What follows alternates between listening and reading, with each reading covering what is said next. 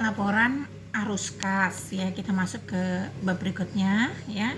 Laporan arus kas. Di sini tujuan pernyataan standar laporan arus kas adalah mengatur penyajian laporan arus kas yang memberikan informasi historis mengenai perubahan kas dan setara kas suatu entitas pelaporan dengan mengklasifikasikan arus kas berdasarkan aktivitas operasi, investasi, pendanaan, dan ada satu lagi tambahannya, transitoris ya, aktivitas transitoris selama satu periode akuntansi. Jadi kalau arus kas biasa kan cuman operasi, investasi, pendanaan. Kalau yang di sini, yang di pemerintahan tambah aktivitas transitoris ya. Nah, tujuannya adalah untuk apa? Memberikan informasi mengenai sumber penggunaan, perubahan kas dan setara kas selama periode akuntansi serta saldo kas dan setara kas pada tanggal pelaporan ya. Di sini kita lihat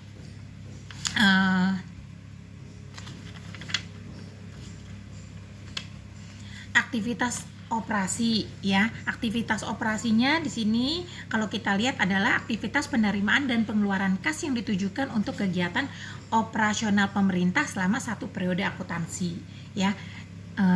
Jadi kalian bagusnya lihat lagi di buku Ibu Zainora ya, di bagian yang akuntansi dasar ya.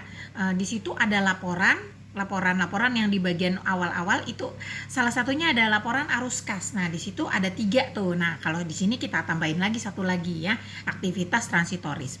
Nah, kita lihat nih arus kas bersih, aktivitas operasi ya.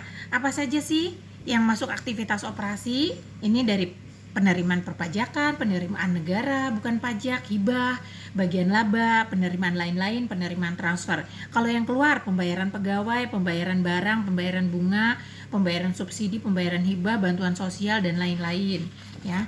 Jika suatu entitas pelaporan mempunyai surat berharga yang sifatnya sama dengan persediaan yang dibeli untuk dijual, maka perolehan dan penjualan surat berharga tersebut diklasifikasikan sebagai aktivitas operasi ya, pemasukan ya, penerimaan berarti.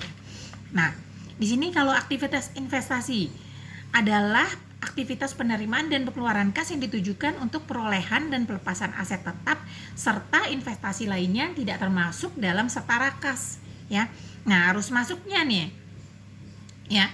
Kalau arus kas dari aktivitas investasi ini mencerminkan penerimaan dan pengeluaran kas bruto dalam rangka perolehan dan pelepasan sumber daya ekonomi yang bertujuan untuk meningkatkan dan mendukung pelayanan pemerintah kepada masyarakat di masa yang akan datang. Di sini arus kas masuk yang di aktivitas investasi terdiri dari penjualan aset tetap, penjualan aset lainnya, pencairan dana cadangan, penerimaan dari disinvestasi, lalu penjualan investasi dalam bentuk sekuritas. Arus keluar kas dari aktivitas investasi terdiri dari perolehan aset tetap, perolehan aset lainnya, pembentukan dana cadangan, penyertaan modal, pembelian investasi. Itu kalau pengeluarannya ya.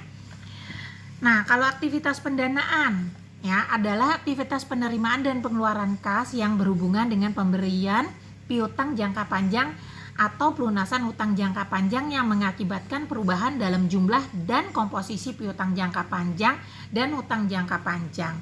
Arus kas dari aktivitas pendanaan mencerminkan penerimaan dan pengeluaran kas yang berhubungan dengan perolehan atau pemberian pinjaman jangka panjang. Arus kas dari aktivitas pendanaan yang penerimaannya ya, penerimaan utang luar negeri, penerimaan utang obligasi, penerimaan kembali pinjaman kepada pemerintah, penerimaan kembali pinjaman kepada perusahaan negara, pembayaran kalau arus kas keluar dari aktivitas pendanaan, pembayaran pokok utang luar negeri, pembayaran pokok utang obligasi, pengeluaran kas untuk dipinjamkan kepada pemerintah daerah, pengeluaran kas untuk dipinjamkan kepada perusahaan negara ya. Nah, sekarang kita masuk ke aktivitas transitoris. Adalah aktivitas penerimaan dan pengeluaran kas yang tidak termasuk dalam aktivitas operasi, investasi maupun pendanaan, ya. Nah, di sini contohnya mana ya? Aktivitas transitoris ini melaporkan secara terpisah kelompok utama penerimaan dan pengeluaran kas bruto dari aktivitas operasi, investasi, dan pendanaan. Nah, mencerminkan penerimaan dan pengeluaran kas bruto yang tidak mempengaruhi pendapatan, beban, dan pendanaan pemerintah. Arus kas dari aktivitas transitoris antara lain transaksi perhitungan pihak ketiga. Ya, jadi itu pihak ketiga, pemberian dan penerimaan kembali uang persediaan kepada dari bendahara pengeluaran serta kiriman uang. Ya. Jadi meliputi penerimaan, ya. Ini PFK tadi, ya. Dan penerimaan transitori seperti kiriman uang masuk dan penerimaan kembali uang persediaan dari bendahara pengeluaran.